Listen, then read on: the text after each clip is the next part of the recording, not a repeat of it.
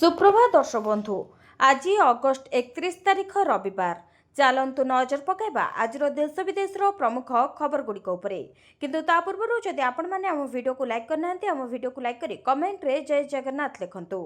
निशा मुक्त हेब राजधानी भुवनेश्वर, स्वतंत्र धरपगड़ अभियान पाई निष्पत्ति।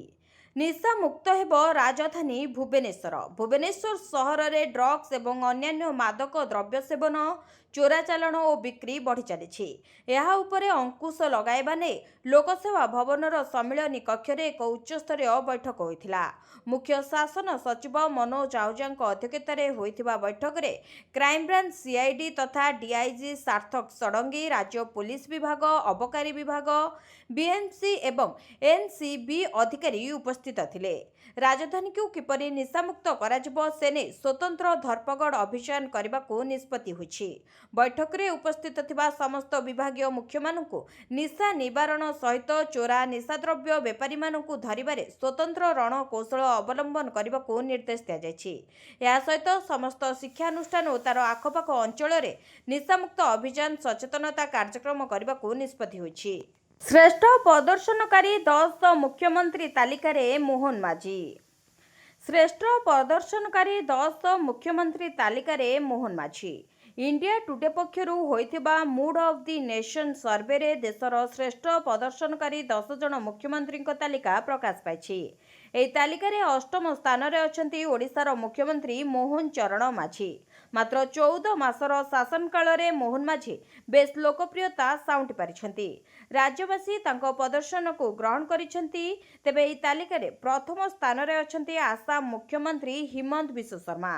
सेपरी द्वितीय स्थान में छत्तीसगढ़ मुख्यमंत्री विष्णुदेव साय एवं तृतीय स्थान में झारखंड मुख्यमंत्री हेमंत सोरेन रहिछंती।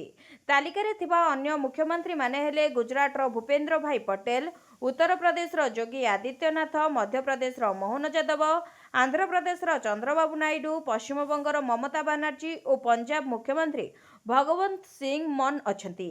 तेबे 10टी लोकसभा आसन रु अधिक आसन थिबा राज्यर मुख्यमंत्री को नहीं एही सर्वे करा जायथिला। घड़घड़ी सांगकू प्रबल वर्षा, एही सब जिला को वार्निंग जारी। राज्य में वर्तमान वर्षा जारी रहितबा बेले पाणीपाग विभाग समस्त जिला को येलो वार्निंग जारी करिछि।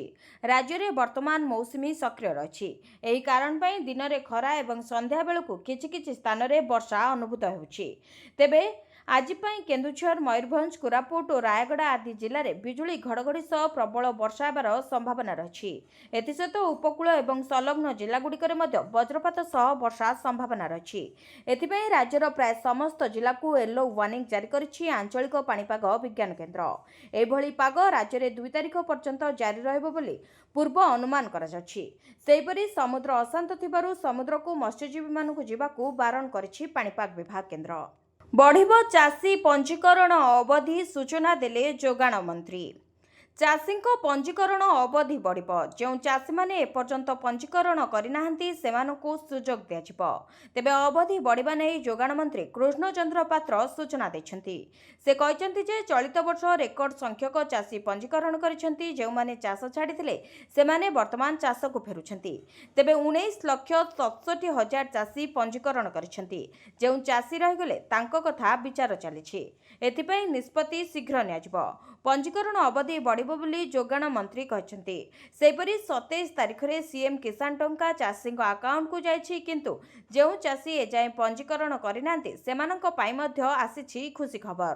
सरकार चाषी पंजीकरण अवधि बढ़ाइबाकू योजना करछंती। एने मुख्यमंत्री मोहन चरण माझी अगस्ट 27 तारिख रे सूचना देथिले। तेबे केते दिन पई एही चाषी पंजीकरण बढ़िबो सेने खूब शीघ्र घोषणा हेबो बोली कहिथिले मुख्यमंत्री। तेबे आउ सप्ताहे बढ़ाइबाकू प्रस्ताव देथिले उप मुख्यमंत्री केबी सिंहदेव। उप मुख्यमंत्री प्रस्ताव को ग्रहण करा जायछि एवं घोषणा हेबो बोली कहिथिले मुख्यमंत्री। बढ़िला इन्स्पेक्टर और एसआई क्षमता, एससी एसटी मामलार करिबे तदंत। राज्य में इन्स्पेक्टर और एसआई क्षमता बढ़िला। इन्स्पेक्टर और एसआई क्षमता बढ़ाइले राज्य सरकार। एणिकी एससी एसटी मामलार तदंत करिपारिबे इन्स्पेक्टर और एसआई। तदंत सह गिरफ और स्वतंत्र अदालत रे मध्य मामला करिपारिबे। तेबे पूर्वरु डीएसपी पाह्यार अधिकारी को एही क्षमता मिलथिला। एने गृह विभाग पक्षरु संशोधित विज्ञप्ति प्रकाश पाइछि। तेबे HRPCADG ଜିତେନ୍ଦ୍ର କୋଏଲ ଏନେଇ ପ୍ରସ୍ତାବ ଦେଇଥିଲେ। ପୁଣି ଏକ କଙ୍ଗାରୁ କୋର୍ଟ, ହାତ ବାନ୍ଧି ମୁହଁରେ କଳା ବୋଳିଲେ, ଚପଲ ମାଳ ପିନ୍ଧାଇ ଗାଁରେ ବୁଲାଇଲେ।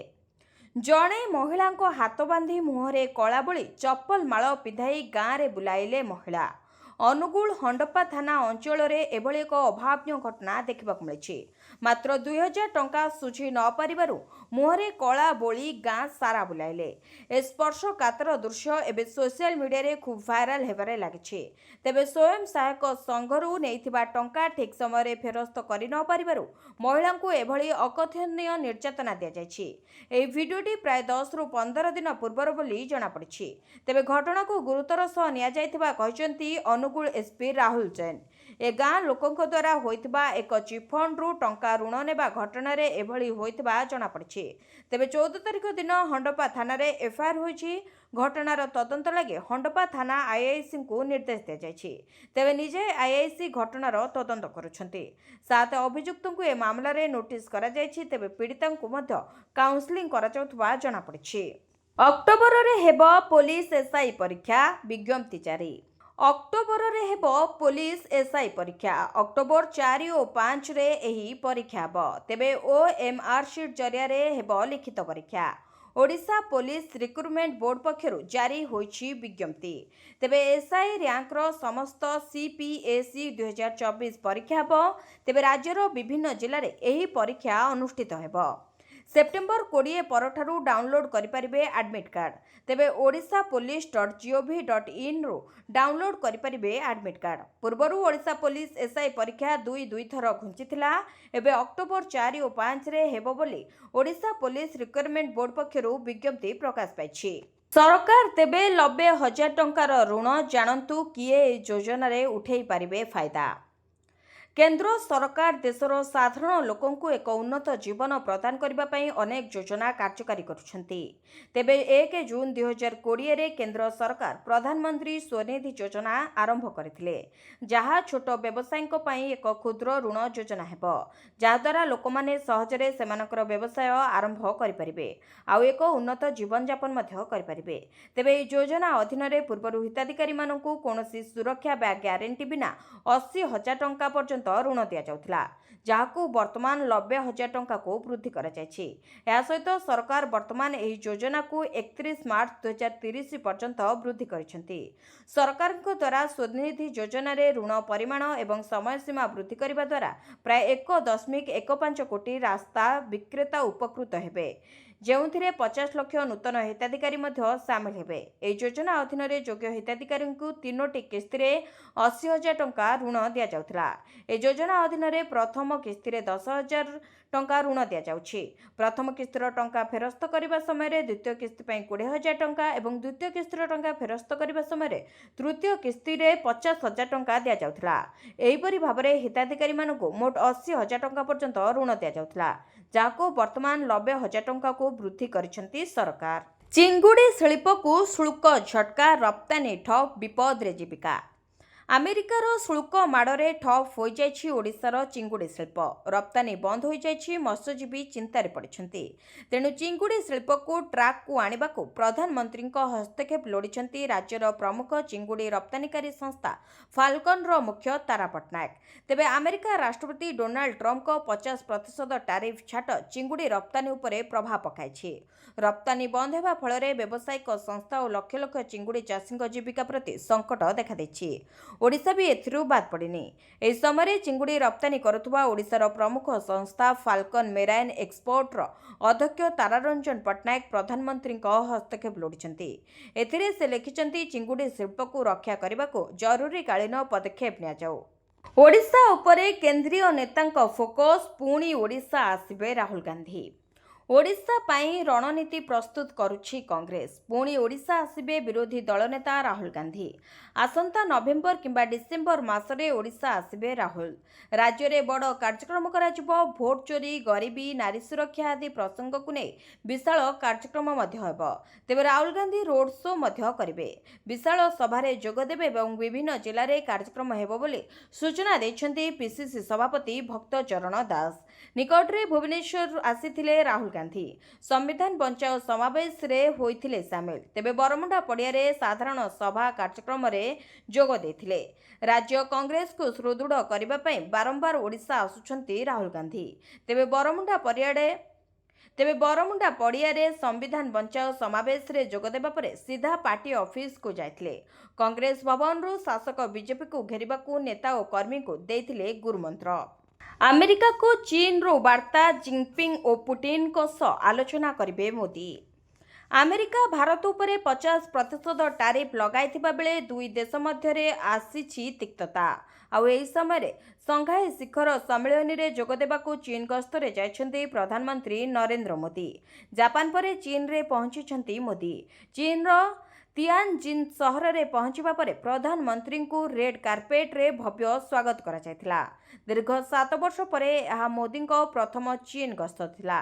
तेबे चीन रो तियानजिन सहर रे अगस्त 31 और सेप्टेम्बर 1 रे हेबो एससीओ सम्मेलनी, जेउथिरे 10टी देशर राष्ट्र मुख्य सामिल हेबे। एही अवसर रे चीन राष्ट्रपति सी जिनपिंग और रूस राष्ट्रपति व्लादिमीर पुतिन को सह आलोचना करिवे मोदी। तेबे आज जिनपिंग को सह मोदी को द्विपाक्षिक बैठक रही।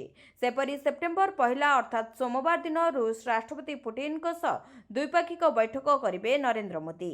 या द्वारा भारतर उभय चीन और रूसिया सह संपर्क अधिक मजबूत करने को लक्ष्य रखिछन्ती प्रधानमंत्री।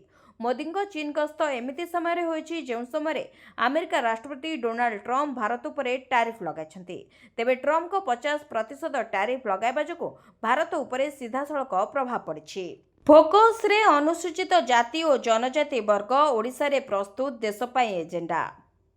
दीर्घ 31 वर्ष पर ओडिशा रे आयोजित होइछि जातीय जनजाति संसदीय कमिटीर 2 दिनिया कर्मशाला। अनेक राज्यर प्रतिनिधि सामिल होई अनुसूचित जाति जनजाति समस्या संपर्क में माराथन आलोचना करछन्ती।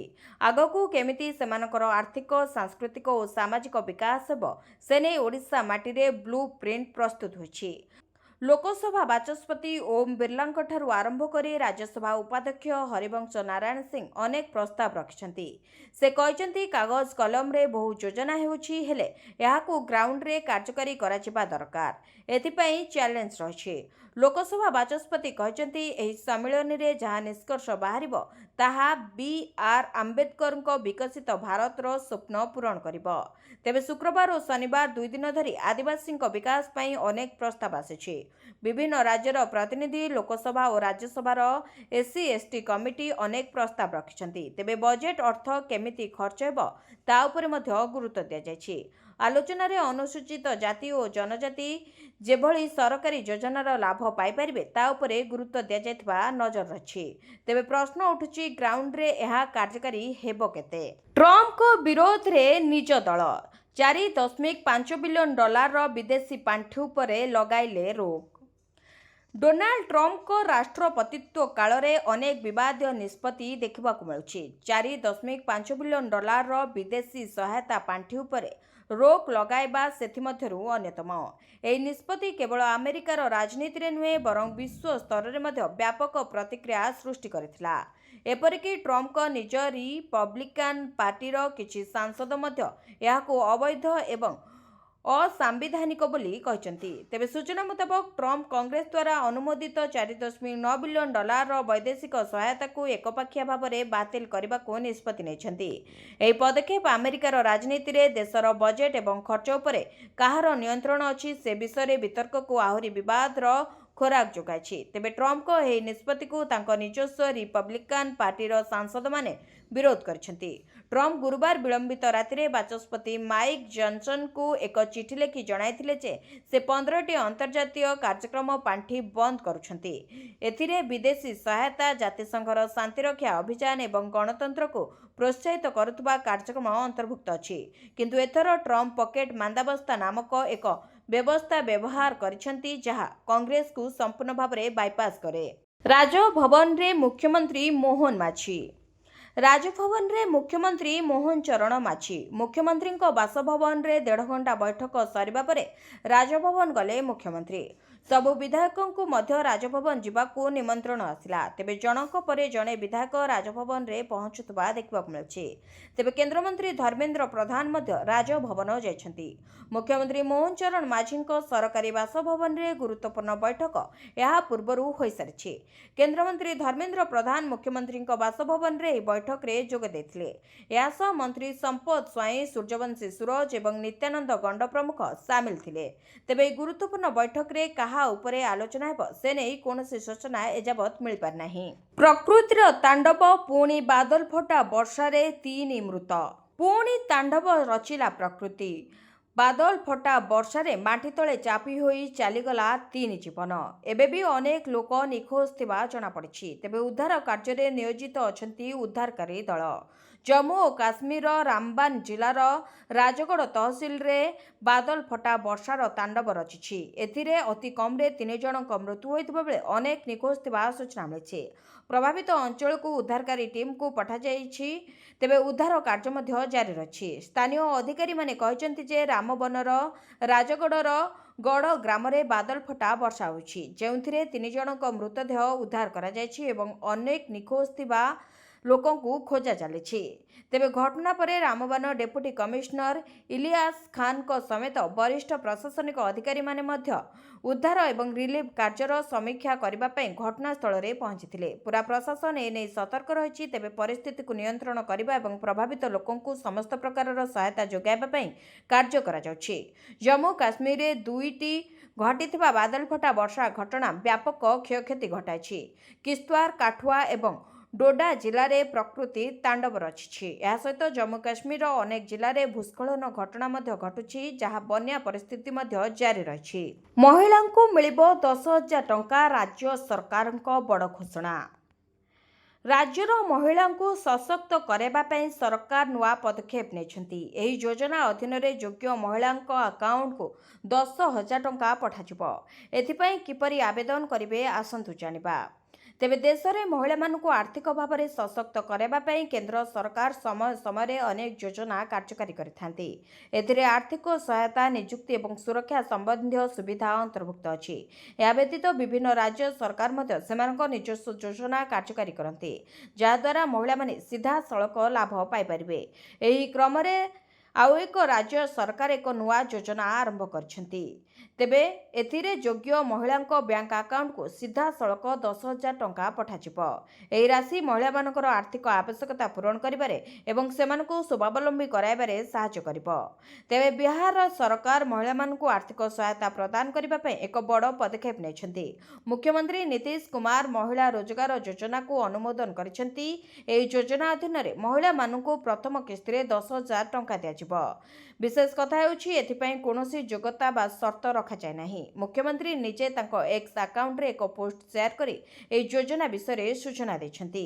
ତେବେ ଏହାକୁ କ୍ୟାବିନେଟ୍ ବୈଠକରେ ମଧ୍ୟ ଅନୁମୋଦନ କରାଯାଇଛି। ଚଳିତ ବର୍ଷ ହେବାକୁ ଥିବା ନିର୍ବାଚନ ପୂର୍ବରୁ ଏହି ରାଶି ସିଧାସଳଖ ମହିଳାଙ୍କ ବ୍ୟାଙ୍କ ଆକାଉଣ୍ଟକୁ ପଠାଯିବ ବୋଲି ଅନୁମାନ କରାଯାଉଛି। କଳାହାଣ୍ଡିରେ ବଦଳିଲା ନୂଆଖାଇ ଛୁଟି, ଜାଣନ୍ତୁ କେଉଁଠି ଏବଂ କେବେ ରହିବ ବନ୍ଦ। କଳାହାଣ୍ଡିରେ ବଦଳିଲା ନୂଆଖାଇ ଛୁଟି। ଧର୍ମଗଡ଼ ଉପଖଣ୍ଡରେ ନୂଆଖାଇ ପାଇଁ ଛୁଟି ରହିଛି। ତେବେ ସେପ୍ଟେମ୍ବର 2 ତାରିଖରେ ଭବାନୀପାଟଣା ଉପଖଣ୍ଡରେ ଛୁଟି ରହିଛି। ଦକ୍ଷିଣାଞ୍ଚଳ ଆର୍ଡିସି ଏହି ଛୁଟି ଘୋଷଣା କରିଛନ୍ତି। ତେବେ 30 ତାରିଖରେ 3 ଜିଲ୍ଲା ପାଇଁ ଛୁଟି ଘୋଷଣା ହୋଇଥିଲା। ଏହି ଛୁଟି ଘୋଷଣା କରିଥିଲେ ଉତ୍ତରାଞ୍ଚଳ ଆର୍ଡିସି। ଏହି 3 ଜିଲ୍ଲା ହେଲେ ସୁବର୍ଣ୍ଣପୁର, ବଲାଙ୍ଗୀର, ନୂଆପଡ଼ାରେ ସମସ୍ତ ସରକାରୀ କାର୍ଯ୍ୟାଳୟ ଏବଂ ସ୍କୁଲ କଲେଜ ଛୁଟି ରହିଥିଲା ବୋଲି କୁହାଯାଇଥିଲା। ତେବେ ନୂଆଖାଇ ପାଇଁ ଲୋକାଲ ହଲିଡେ ଘୋଷଣା ହୋଇଥିଲା। 29 ତାରିଖକୁ ମଧ୍ୟ ସରକାରୀ ଛୁଟି ଭାବରେ ଘୋଷଣା କରାଯାଇଥିଲା। ଏନେଇ ରାଜସ୍ୱ ବିପର୍ଯ୍ୟୟ ପରିଚାଳନା ବିଭାଗ ପକ୍ଷରୁ ବିଜ୍ଞପ୍ତି ପ୍ରକାଶ ପାଇଥିଲା।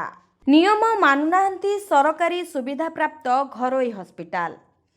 ସରକାରୀ ଜମିରେ ଓ ସରକାରୀ ରିହାତିରେ ନିର୍ମିତ ଘରୋଇ ହସ୍ପିଟାଲରେ କାହିଁକି ଆର୍ଥିକ ଅନଗ୍ରସର ଓ ବିପିଏଲ କାର୍ଡଧାରୀ ରୋଗୀଙ୍କୁ ମିଳିବନି ମାଗଣା ଚିକିତ୍ସା? ଏ ପ୍ରସଙ୍ଗରେ ସୁପ୍ରିମକୋର୍ଟ ଉଦ୍ବେଗ ପ୍ରକାଶ କରିଛନ୍ତି। ତା ସହ ଦାଖଲ ଜନସ୍ୱାର୍ଥ ମାମଲାକୁ ଗ୍ରହଣ କରି ଶୁଣାଣି ପାଇଁ ରାଜି ହୋଇଛନ୍ତି। ତେବେ ବିଭିନ୍ନ ରାଜ୍ୟ ଓ କେନ୍ଦ୍ରଶାସିତ ଅଞ୍ଚଳକୁ ଏନେଇ ଜବାବ ମାଗିଛନ୍ତି ସୁପ୍ରିମକୋର୍ଟ। ବିଭିନ୍ନ ରାଜ୍ୟର ଅଡିଟ୍ ରିପୋର୍ଟରେ ମଧ୍ୟ ଏହା ଉଲ୍ଲେଖ ରହିଛି। ବିଭିନ୍ନ ରାଜ୍ୟରେ ଗରିବଙ୍କୁ ମାଗଣା ଚିକିତ୍ସା ଯୋଗାଇ ଦେବା ସର୍ତ୍ତରେ ଜମି ଓ ରିହାତି ନେଇ ସେବା ଯୋଗାଇ ଦେବାରେ ବିଫଳ ହୋଇଛନ୍ତି ହସ୍ପିଟାଲ କର୍ତ୍ତୃପକ୍ଷ। ଦିଲ୍ଲୀରେ 1/3 ଶଯ୍ୟା ମାଗଣା ଚିକିତ୍ସା ପାଇଁ ସଂରକ୍ଷଣ ରଖିବାକୁ କୁହାଯାଇଥିଲେ ବି ଏହାକୁ ପାଳନ କରିନଥିଲେ ଅନେକ ହସ୍ପିଟାଲ। ଗରିବଙ୍କ ପାଇଁ ଉଦ୍ଦିଷ୍ଟ ପାଣ୍ଠିର ଅନ୍ୟତ୍ର ବ୍ୟବହାର ହେଉଥିବା ଉଲ୍ଲେଖ କରିଛନ୍ତି ସିଏଜି। ସଙ୍ଗୀନ ଅଭିଯୋଗ ଓଡ଼ିଶାରେ ମଧ୍ୟ ରହିଛି। 2013-14 ସିଏଜି ରିପୋର୍ଟରେ ମାଗଣା ଚିକିତ୍ସା ପାଇଁ ଘରୋଇ ହସ୍ପିଟାଲ ରିହାତି ଦରରେ ଜମି ପାଇଥିଲେ, କିନ୍ତୁ ସର୍ତ୍ତ ମୁତାବକ ଚିକିତ୍ସା ସୁବିଧା ଦେଇନଥିଲେ। ଏପରିକି ହସ୍ପିଟାଲରେ ଥିବା ପ୍ରୋମୋଟର ରିହାତିରେ ପାଇଥିବା ଜମିକୁ ବେଆଇନ ଆବାସିକ ଓ ବ୍ୟବସାୟିକ ଜମିରେ ରୂପାନ୍ତରିତ କରିଥିଲେ। ତୁଟିବ ମହାନଦୀ ବିବାଦ, ଡିସେମ୍ବରରେ ମୋହନ ବିଷ୍ଣୁଦେଓ ସାକ୍ଷାତ।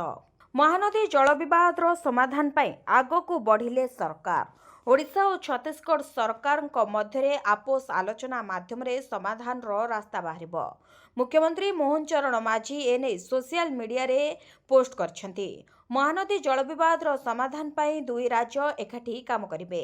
ସେପ୍ଟେମ୍ବର ମାସରେ ଉଭୟ ରାଜ୍ୟର ସର୍ବୋଚ୍ଚ ଯନ୍ତ୍ରୀଙ୍କ ନେତୃତ୍ୱରେ ଗଠିତ ଟେକ୍ନିକାଲ କମିଟି ପ୍ରତି ସପ୍ତାହରେ ବସିବେ। ମହାନଦୀ ପାଣି ଭାଗବଣ୍ଟା ନେଇ ଏକ ଫ୍ରେମୱାର୍କ ପ୍ରସ୍ତୁତ କରିବେ। ତେବେ ଅକ୍ଟୋବର ମାସରେ ବସିବ ମୁଖ୍ୟ ଶାସନ ସଚିବ ସ୍ତରୀୟ ବୈଠକ। କଥାବାର୍ତ୍ତା କେତେ ବାଟ ଆଗେଇଛି ସେ ନେଇ ଉଭୟ ରାଜ୍ୟର ଜଳସମ୍ପଦ ବିଭାଗର ଅଧିକାରୀ ବସି ଆଲୋଚନା କରିବେ। ଡିସେମ୍ବର ମାସରେ ଉଭୟ ଓଡ଼ିଶା ଓ ଛତିଶଗଡ଼ର ମୁଖ୍ୟମନ୍ତ୍ରୀ ଏକାଠି ବସି ଆଲୋଚନା କରିବେ। ତେବେ ଲୋକଙ୍କ ସ୍ୱାର୍ଥକୁ ଦୃଷ୍ଟିରେ ରଖି ମହାନଦୀ ଜଳ ବିବାଦର କିପରି ଦୀର୍ଘସ୍ଥାୟୀ ସମାଧାନ ହୋଇପାରିବ ସେ ଦିଗରେ ଦୁଇ ମୁଖ୍ୟମନ୍ତ୍ରୀ ଆଲୋଚନା କରିବେ। ଖୋଲିବାକୁ ଯାଉଛି ସୁଭଦ୍ରା ପୋର୍ଟାଲ। ମହିଳାଙ୍କ ଖାତାକୁ ଯାଇପାରେ 20,000 ଟଙ୍କା। ସୁଭଦ୍ରାର ତୃତୀୟ ପର୍ଯ୍ୟାୟ ଟଙ୍କା ଅଗଷ୍ଟ 9 ତାରିଖ ଅର୍ଥାତ୍ ରାକ୍ଷୀ ପୂର୍ଣ୍ଣିମାରେ ମହିଳାଙ୍କ ଖାତାକୁ ଯାଇଥିବା ବେଳେ ଏବେ ବି ଅନେକ ହିତାଧିକାରୀ ଏହି ଟଙ୍କାରୁ ବଞ୍ଚିତ ଅଛନ୍ତି, ଯାହାକୁ ନେଇ ଚିନ୍ତାରେ ଅଛନ୍ତି ମହିଳା। ତେବେ ଯେଉଁମାନଙ୍କ ଖାତାକୁ ସୁଭଦ୍ରାର ତୃତୀୟ ପର୍ଯ୍ୟାୟ ଟଙ୍କା ଯାଇନାହିଁ ସେମାନେ ବ୍ୟସ୍ତ ହେବାର କୌଣସି ଆବଶ୍ୟକତା ନାହିଁ, କାରଣ ଖୁବ୍ ଶୀଘ୍ର ଖୋଲିବାକୁ ଯାଉଛି ସୁଭଦ୍ରାର ନୂଆ ପୋର୍ଟାଲ। ଯଦି ଆପଣ ଯୋଗ୍ୟ ହିତାଧିକାରୀ ହୋଇଥିବେ ଏବଂ ଆପଣଙ୍କ ଖାତାକୁ ସୁଭଦ୍ରା ଟଙ୍କା ଆସିନଥିବ, ତାହେଲେ ଆପଣ ଏହି ସୁଭଦ୍ରା ପୋର୍ଟାଲରେ ପୁଣି ଥରେ ଆବେଦନ କରିପାରିବେ ଏବଂ ଚତୁର୍ଥ ପର୍ଯ୍ୟାୟରେ ସିଧାସଳଖ 20,000 ଟଙ୍କା ପାଇପାରିବେ। ସେହିପରି ଯେଉଁ ଝିଅମାନଙ୍କୁ 21 ବର୍ଷ ବୟସ ହୋଇଥିବ ସେମାନେ ମଧ୍ୟ ଏହି ସୁଭଦ୍ରା ପୋର୍ଟାଲରେ ଆବେଦନ କରିପାରି ସୁଭଦ୍ରା ଯୋଜନାର ଲାଭ ଉଠାଇ ପାରିବେ। କେବେ ମିଳିବ ପିଏମ କିଷାନର 21ତମ କିସ୍ତି? ଆସନ୍ତୁ ଜାଣିବା ସମ୍ପୂର୍ଣ୍ଣ ଖବର। ପିଏମ କିଷାନର 20ତମ କିସ୍ତି ଅଗଷ୍ଟ 2 ତାରିଖରେ ମିଳିଥିବା ବେଳେ ଏବେ ପିଏମ କିଷାନର 21ତମ କିସ୍ତିକୁ ନେଇ ଚର୍ଚ୍ଚା ଜୋର ଧରିଛି, ଯାହାକି ଚାଷୀଙ୍କ ପାଇଁ ଏକ ଖୁସି ଖବର ଅଟେ। ତେବେ ପିଏମ କିଷାନର 21ତମ କିସ୍ତି ଖୁବ୍ ଶୀଘ୍ର ମିଳିବାକୁ ଯାଉଛି। ଏନେଇ ଅକ୍ଟୋବରରୁ ଡିସେମ୍ବର ମାସରେ ପିଏମ କିଷାନର 21ତମ କିସ୍ତି ମିଳିବ ବୋଲି ଚର୍ଚ୍ଚା ଜୋର ଧରୁଛି। ତେବେ ବର୍ତ୍ତମାନ ସରକାରଙ୍କ ପକ୍ଷରୁ ଏନେଇ କୌଣସି ବିଜ୍ଞପ୍ତି ପ୍ରକାଶ ପାଇନି। ତେବେ ସରକାର ଚାଷୀଙ୍କୁ ଆର୍ଥିକ ଏବଂ ସାମାଜିକ ସ୍ତରରେ ସୁଦୃଢ଼ କରିବା ପାଇଁ ଚାଷୀଙ୍କ ଖାତାକୁ ବର୍ଷକୁ 6,000 ଟଙ୍କା ପଠାଉଛନ୍ତି। ତେବେ ଏହି ଟଙ୍କା କିସ୍ତି ହିସାବରେ ପ୍ରତି 4 ମାସରେ ଚାଷୀଙ୍କ ଖାତାକୁ ଆସୁଛି। ପ୍ରତି କିସ୍ତିରେ 2,000 ଟଙ୍କା ସରକାର ଚାଷୀଙ୍କ ଆକାଉଣ୍ଟକୁ ପଠାଉଛନ୍ତି, ଯାହାକୁ ନେଇ ଉପକୃତ ହେଉଛନ୍ତି ଅନେକ ଚାଷୀ। ରାସନ କାର୍ଡ ଧାରୀଙ୍କ ପାଇଁ ଆସିଲା ଖୁସି ଖବର। ଚାଉଳ ଗହମ ସହ ମାସକୁ ମିଳିବ 1,000 ଟଙ୍କା। ରାସନ କାର୍ଡ ଧାରୀଙ୍କ ପାଇଁ ସରକାର ଆଣିଲେ ଖୁସି ଖବର। ଏଣିକି ଚାଉଳ ଗହମ ସହ ମାସକୁ ମିଳିବ 1,000 ଟଙ୍କା। କିନ୍ତୁ ଏନେଇ କିଛି ନିର୍ଦ୍ଧାରିତ ନିୟମକୁ ମାନିବାକୁ ପଡିବ। ତେବେ ଯଦି ଆପଣ ରାସନ କାର୍ଡ ସହିତ 1,000 ଟଙ୍କା ପାଇବାକୁ ଚାହୁଁଛନ୍ତି, ତେବେ ପ୍ରଥମେ ଆପଣ ଜଣେ ରାସନ କାର୍ଡଧାରୀ ହୋଇଥିବା ଆବଶ୍ୟକ। ଏଥିସହିତ ଆପଣଙ୍କର ବାର୍ଷିକ ଆୟ 2 ଲକ୍ଷ ଟଙ୍କାରୁ କମ୍ ହୋଇଥିବା ଆବଶ୍ୟକ ଏବଂ ଆପଣଙ୍କର KYC ଅପଡେଟ୍ ହୋଇଥିବା ନିହାତି ଜରୁରୀ। ଯଦି ଏହି ସବୁ ନିୟମ ରହିଛି ତାହେଲେ ଆପଣ ସିଧାସଳଖ 1,000 ଟଙ୍କା ମାସକୁ ପାଇପାରିବେ। ଏଥିସହିତ ମାଗଣା ଚାଉଳ ଗହମ ମଧ୍ୟ ପାଇବେ। ଭିଡ଼ିଓଟିକୁ ଶେଷ ଯାଏ ଦେଖିଥିବାରୁ ଆପଣଙ୍କୁ ଧନ୍ୟବାଦ। ଯଦି ଆପଣମାନେ ଏପର୍ଯ୍ୟନ୍ତ ଆମ ଭିଡ଼ିଓକୁ ଲାଇକ୍ କରିନାହାନ୍ତି, ଆମ ଭିଡ଼ିଓକୁ ଲାଇକ୍ କରି କମେଣ୍ଟରେ ଜୟ ଜଗନ୍ନାଥ ଲେଖନ୍ତୁ। ଏଥିସହିତ ଆମ ଚ୍ୟାନେଲକୁ ସବସ୍କ୍ରାଇବ୍ କରି ପାଖରେ ଥିବା ବେଲ୍ ଆଇକନକୁ ପ୍ରେସ୍ କରନ୍ତୁ।